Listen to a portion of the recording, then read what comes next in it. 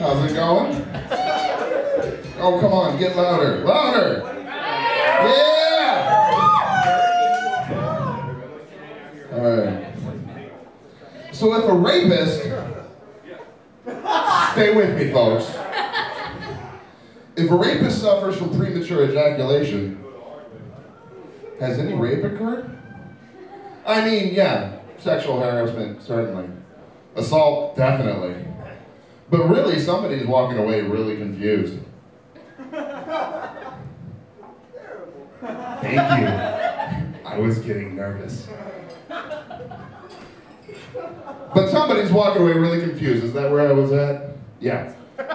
Because, you know, there's an invitation that comes up after this, so I kind of have to set up the line before.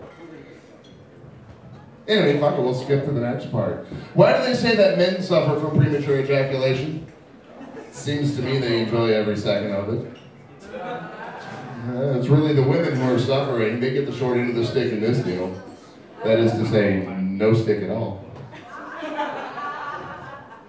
Yeah, so did you hear that the girl that was on that show, 16 and Pregnant, Teen Mom, she shot a porn video. Well, it's not really a porn video, it's a teaser trailer for next year's co-star.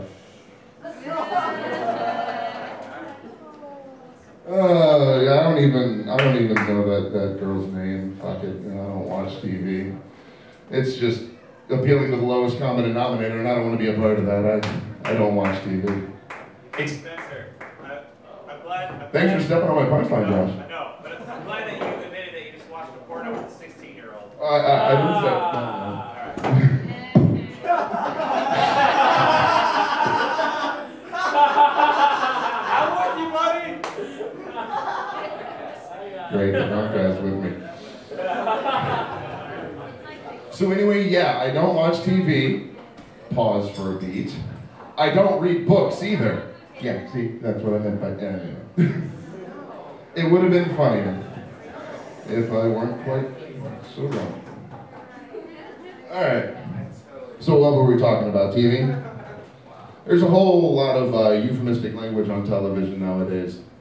It makes me sick. People can't talk about what they're really wanting to talk about. Like commercials. Commercials have a whole lot of euphemistic language in them. Like toilet paper commercials, they call it bathroom tissue. Because, you know, nobody wants to think about the toilet when they're deciding what paper to wipe their ass with.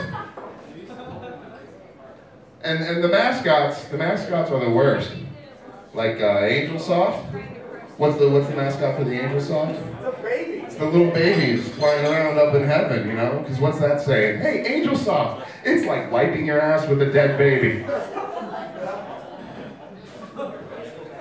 At least Charmin's got a little bit of tongue-in-cheek humor. Their mascot actually is a bear shitting in the woods. But I'm just waiting for the day we actually have an honest commercial. You know, that'll be the day we do away with all this euphemistic language, and it'll be like, Charmin, we're a shit removal system for your ass. Do you have shit on your ass? We here at Charmin promise to get rid of it.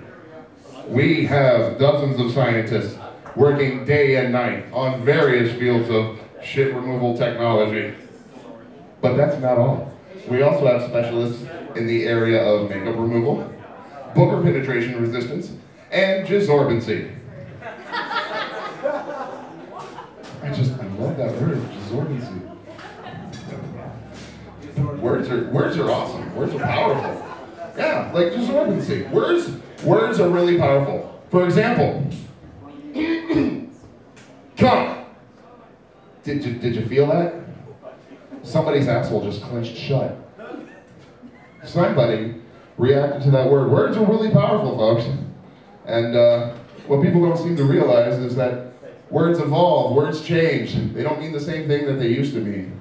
For example, at one point, gay, queer, and faggot all meant completely different things than how we use them nowadays. Like faggot meant a bundle of sticks, gay meant you were happy, and queer just meant you were a little off the center, you were a little strange. So theoretically, someone could have gone up to the burliest guy they've ever seen and said, "Hey, faggot!" And he just would have gone, "Well, that's a little queer." But whatever makes you gay. Just wait for it, it's there. But Another great example of this are the words moron, imbecile, and idiot. These used to be medical designations. We used to actually classify people as morons, imbeciles, or idiots depending on their IQ. Let's see, a moron was slightly retarded.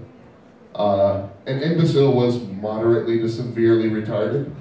And an idiot was fucking retarded. But those meanings changed. Society picked them up and started doing, started being insulting and negative with them. So the powers that be decided to change the designation, and they dropped those words and just started calling people retarded. That's what I thought. But nowadays, everyone's getting in an uproar and saying you can't use the word retarded or retard or anything like that. Which is dumb.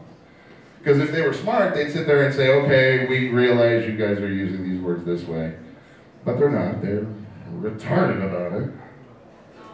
I feel I should go to the porn jokes to close up.